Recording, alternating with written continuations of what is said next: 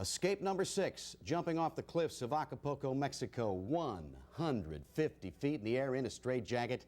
And of course, then the next thing I did was I went around the bay the next day and hung beneath my brother's ankles, broke his left ankle, got out of a straitjacket. Took me 15 minutes while hanging from a parasail, a 500-foot rope attached to a boat in Acapulco Bay.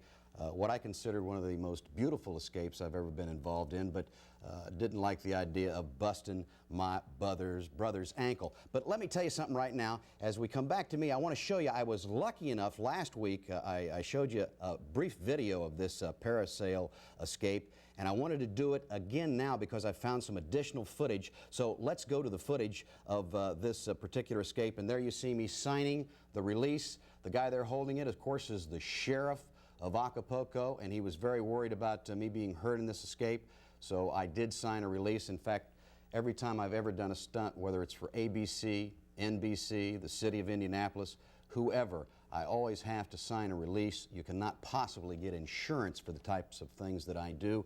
And so there's my brother Bob. He's got the camera in his hand. He's got a life jacket on there. He's then going to have, of course, leg harnesses put to his ankles, like I am attaching my leg harnesses there. There is the leg harness apparatus.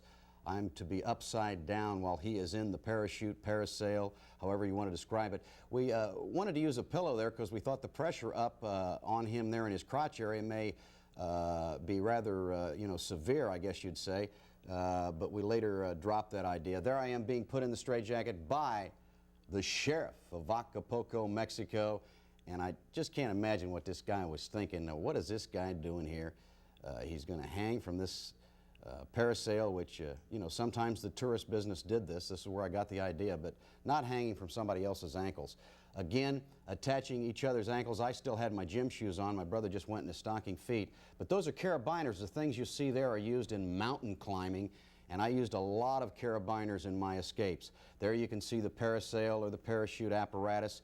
It is attached, going to be attached to my brother there, and then they're going to take us upside down. They get some air on it. There's my brother as he faces us. I'm behind him, attached to his ankles, and you can see me hit the sand there, and the sand all over my face going upside down. I remember saying to my brother, "Wait a minute, man, they dropped me in the sand." But all of a sudden, we were way up above. Look how high we are in just a matter of seconds. Me upside down in the straitjacket there, the 500-foot rope attached to the boat as you see it there. And this is a Super 8 cameraman that was on a plane that came down there and took this from shore.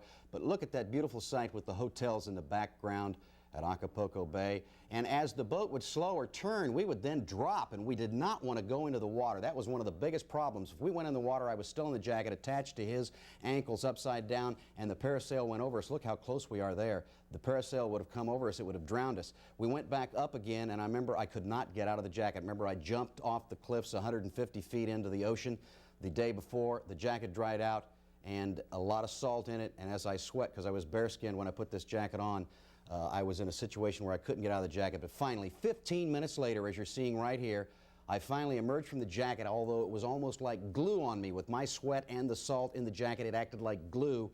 I hurt my brother's ankle.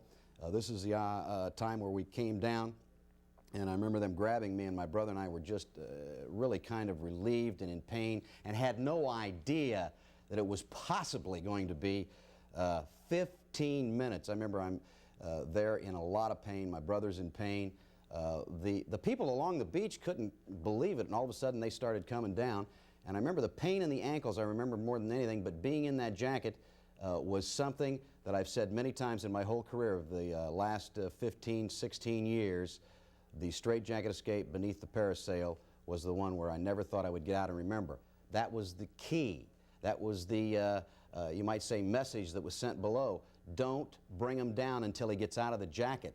That was the cue for them to bring me down, and I couldn't get out of the jacket. 15 minutes going back and forth, back and forth.